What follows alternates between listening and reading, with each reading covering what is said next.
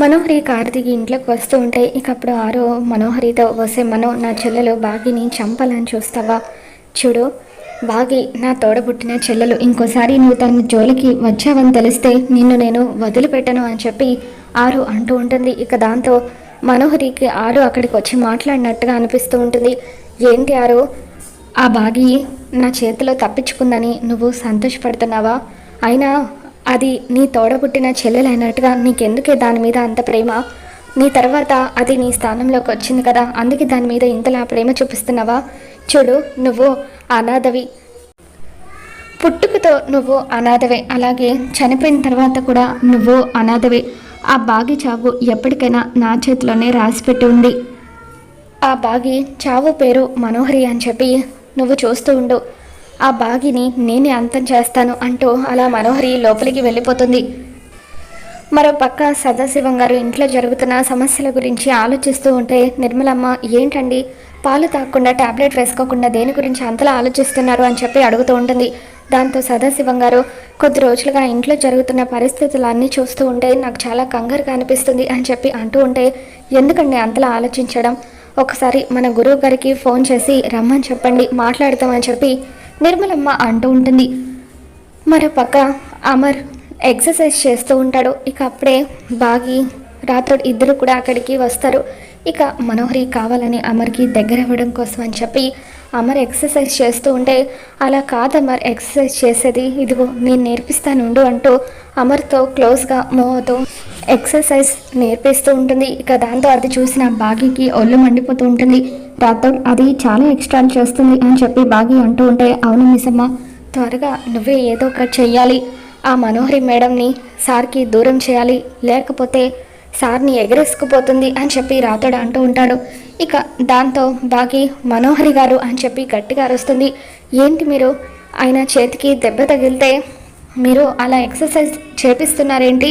అలా చేయడం వల్ల నొప్పి ఎక్కువ అవుతుంది అంటూ, ఎక్సర్సైజ్ చేసే పద్ధతి ఇది కాదు, మీరు తప్పుకోండి, నేను నేర్పిస్తాను అంటూ బాగి అమర్కి క్లోజ్గా మూవ్ అవుతూ మనోహరిని పక్కకు తప్పించి అలా ఎక్సర్సైజ్ చేపిస్తూ ఉంటే అది చూసిన ఆరు ఇక జెలస్గా ఫీల్ అవుతూ అది చూడలేక తన చీర కొంగుని అడ్డం పెట్టుకొని ఉంటుంది.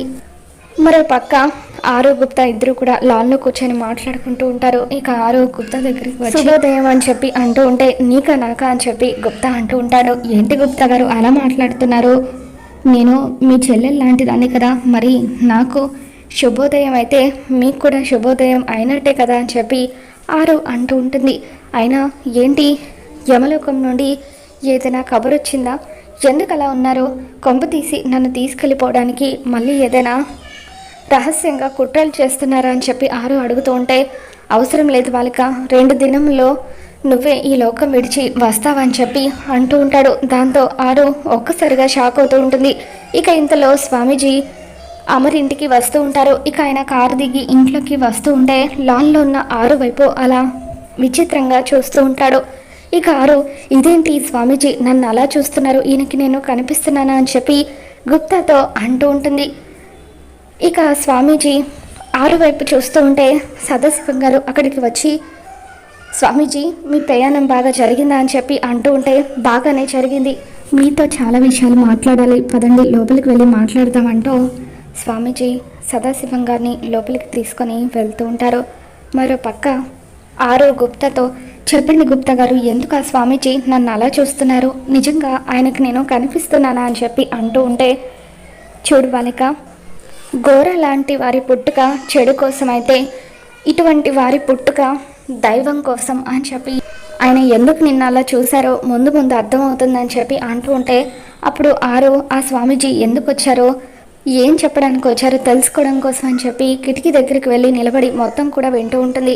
ఇక రాబోతున్న ఎపిసోడ్లో ఆరు ఆత్మగా తిరుగుతుందని ఆ స్వామీజీ ఇంట్లో అందరికీ చెప్పడంతో ఇక అమర్ ఆరుని పిలుస్తూ అలా లాన్లో తనతో మాట్లాడుతూ కన్నీళ్లు పెట్టుకుంటూ ఉంటాడు.